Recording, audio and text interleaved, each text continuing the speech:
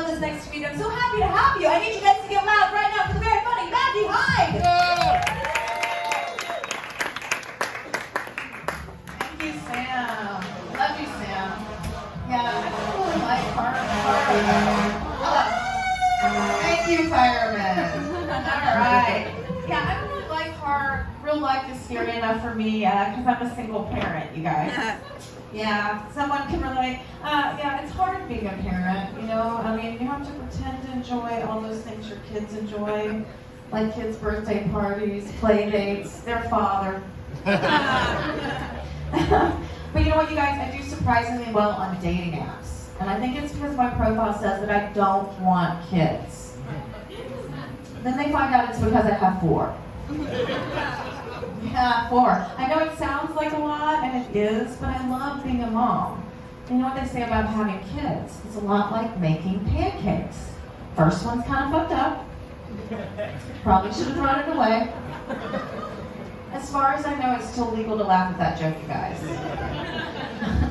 But I think having kids is a lot more like eating pancakes. You always regret having your 4th one. In case you guys were wondering, none of my pancakes like that joke. Especially my first pancake. She was so mad, you guys, she disinvited me from her wedding.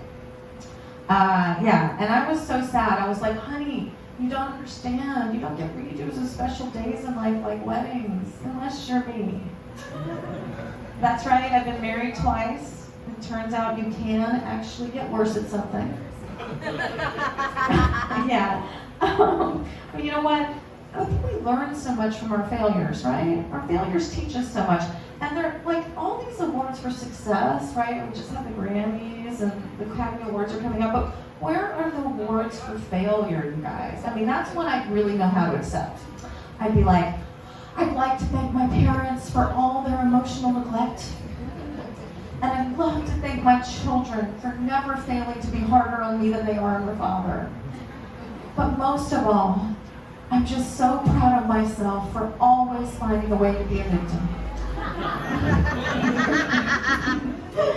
Oh yeah, but divorce, you know, is not all bad, you guys. I mean, my girlfriends and I talk about something we call the divorce diet. When one of us gets divorced, we lose 10 pounds, we look and feel so much better. I can see you nodding. You've been on the divorce diet, yeah. But you know what, I don't think the same is true for men. I mean, they look so sad after divorce, and I think that that's because they don't get the same emotional support from their guy friends.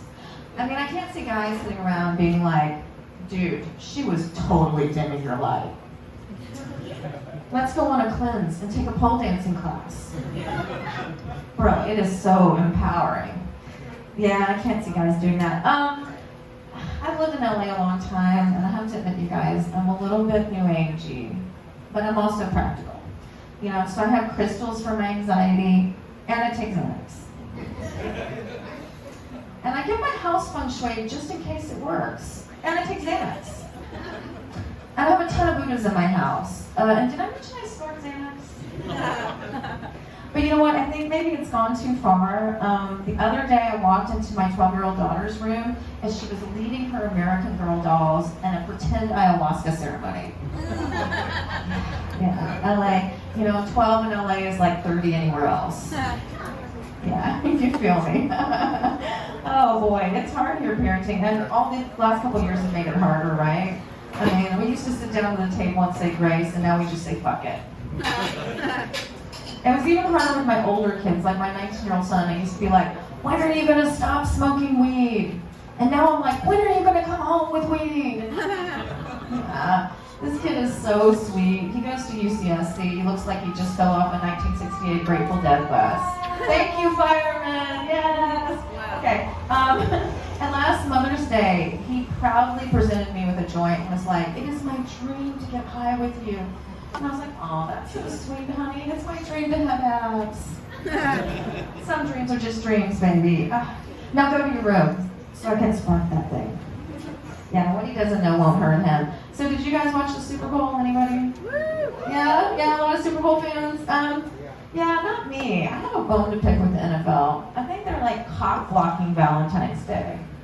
You know, last year they had it practically on Valentine's Day. This year, the weekend before, that's the weekend we're supposed to go buy our loved one gifts and all that kind of stuff. And I really don't think that men in particular needed an excuse to not do Valentine's Day.